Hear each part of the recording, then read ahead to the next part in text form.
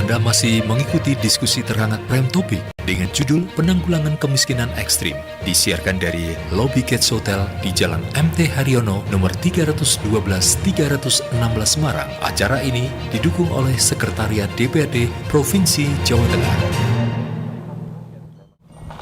Ya, terima kasih para pendengar, pemirsa, para hadirin semuanya. Anda masih bersama kami di Prime Topik tentang penanggulangan kemiskinan ekstrim di Jawa Tengah. Nah, Pak Harso, saya pengen tahu ini, apa yang menyebabkan angka kemiskinan ekstrim itu terus, yang tadi ya pertanyaannya ya, intervensi implementasi kebijakannya seperti apa, Pak? Ya, memang betul ada 923 desa ya, di 17 kabupaten. Ya, tadi saya bilang jumlahnya orangnya 632.337 penduduk miskin ekstrim. Nah, kita sudah pilah-pilah, sudah kita verifikasi validasi sampai dengan saat ini. Tadi sudah sampaikan mulai dari perumahannya, bagaimana stuntingnya, ibu hamil, anak tidak sekolah, orang tidak bekerja. Nah, apa yang dilakukan pemerintah provinsi kebijakan Bapak Bu Guru? Yang pertama tentunya pendataan verbal ini menjadi nomor satu. Ya. Tidak harus 100% kemudian baru dilaksanakan intervensi. Tetapi apa yang ada cut off hari Senin ataupun ini hari Rabu, sudah itu mulai diteliti, kemudian diperencanakan semuanya. Kita tahu bersama bahwa memang kalau APBN, APBD, APBDes pun sudah ditetapkan. Nah, itu semua, tapi tidak menutup kemungkinan bisa semuanya. Sehingga kebijakannya bagaimana data ini menjadi pokok ataupun dasar dari pelaksanaan program kegiatan. Bisa digeser semuanya. Contoh, Dinas Lingkungan Hidup. Banyak sekali yang di Blora itu ada di dekat hutan-hutan semuanya. Semua sasaran untuk sarana ekonomi produktif yang dari lingkungan hidup di hutan itu diarahkan ke desa-desa itu. Ini yang paling sulit, ngajak masyarakat yang dalam tablik notabene miskin, dicap miskin ekstrim lagi, berusaha seperti apa? Mau berkelompok, mau sampai kapan? Kan tidak bisa seluruhnya untuk berwira swasta, berjualan. Ini Dinas Tenaga Kerja sudah menghubungkan pabrik-pabrik yang menerima, tapi jawabannya, aduh jauh dari desa saya ya, kok habis ya Pak untuk perjalanan, enggak mau. Nah, itu salah satu kendala juga, bahwasanya untuk meningkatkan pendapatan selain tadi desa juga diajak apapun programnya untuk padat karya. Untuk padat karya, semua membangun jalan, padat karya, semuanya melibatkan, ya ini tadi, sasaran masyarakat miskin ekstrim disasar. Kemudian yang ketiga, itu barulah tentunya diperhatikan semuanya. Kalau sampai 2024 ditargetkan 0%, bagaimana kalau ini semuanya mungkin pesimis 0%, ya harus pemerintah hadir, di cover. Salah satu cara, karena ya mungkin tidak bisa lansia, disabilitas berat dan sebagainya, tidak bisa diapa-apain. Ya sudah, ini negara hadir, harus diintervensi dengan pemberian bantuan tetap. Tetapi yang salah-salah tadi kita sudah koreksi bersama.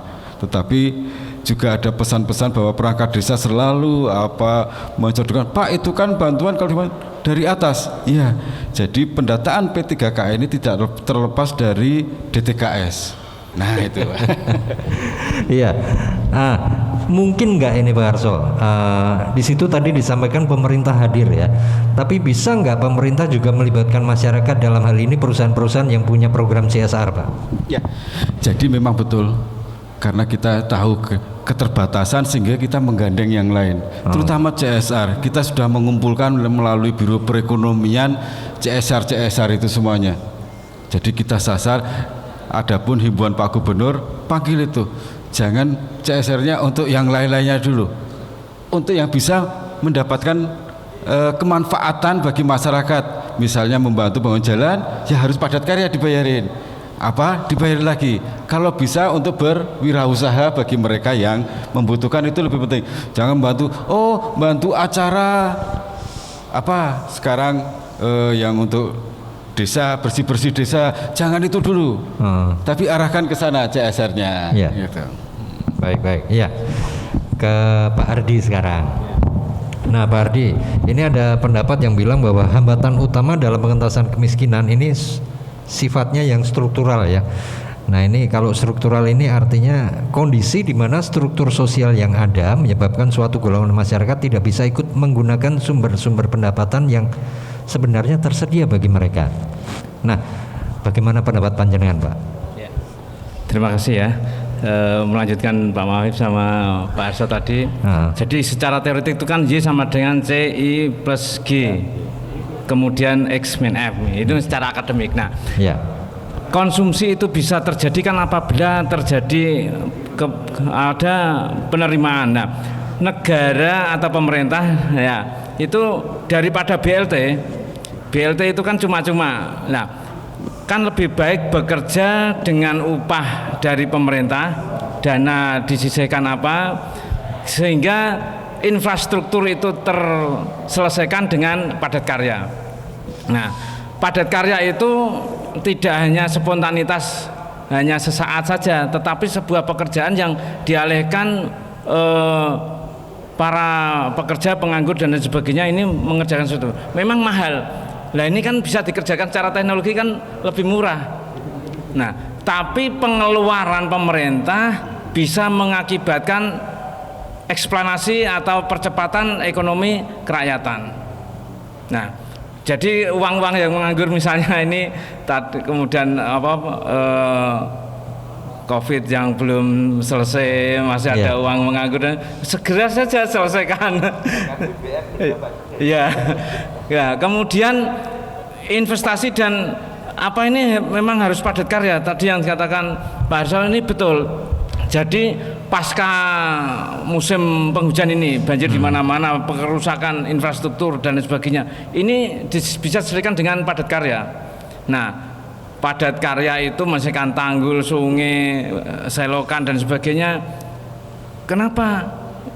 Karena untuk sekaligus anggaran keluar meningkatkan ekonomi kerakyatan. Jadi satu kesatuan bergerak.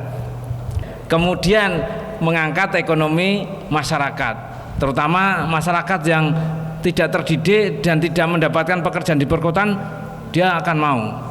Kecuali tadi yang saya katakan kemiskinan yang karena jompo, karena manula, dan lagi. Tapi anak muda kemudian dia bekerja bareng-bareng, kemudian dimasyarakatkan, dia akan tumbuh semangat lagi daripada layak-layak di rumah dan sebagainya. Tapi dengan pekerjaan-pekerjaan seperti itu dia akan menjadi semangat lagi. Nah, sambil nanti ketika itu sudah selesai, muncul pekerjaan-pekerjaan baru yang dikatakan Pak Harsal tadi adalah ada ekonomi kewirausahaan, pembinaan rumah tangga dan lain sebagainya, itu nomor 2. Tapi kemiskinan secara ekstrim itu harus diselesaikan secara ekstrim pula. Negara hadir dengan uang anggaran tertentu, tetapi tidak gratis, suruh menyelesaikan.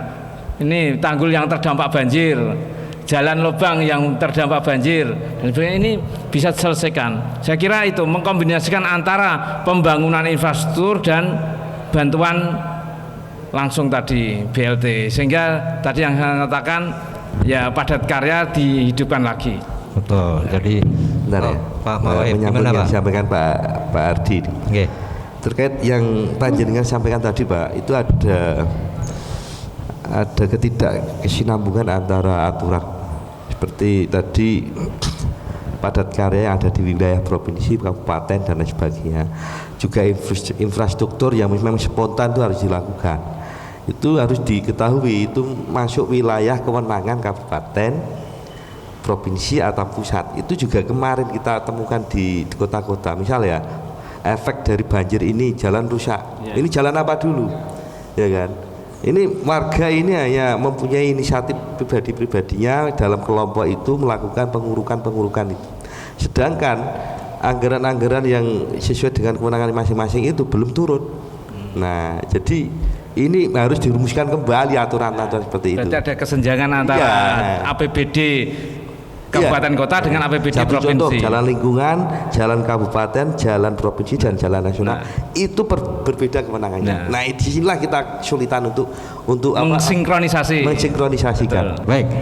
Ya, setelah ini saya akan berikan kesempatan kepada para hadirin yang ada di sini di lobi Gets Hotel yang ingin menyampaikan tanggapan setelah kita break. Jadi tetap bersama kami di Prime Topic. Anda masih mengikuti diskusi terhangat Prime Topic dengan judul Penanggulangan Kemiskinan Ekstrim, disiarkan dari lobi Gets Hotel di Jalan MT Haryono nomor 312-316 Semarang. Acara ini didukung oleh Sekretariat DPRD Provinsi Jawa Tengah.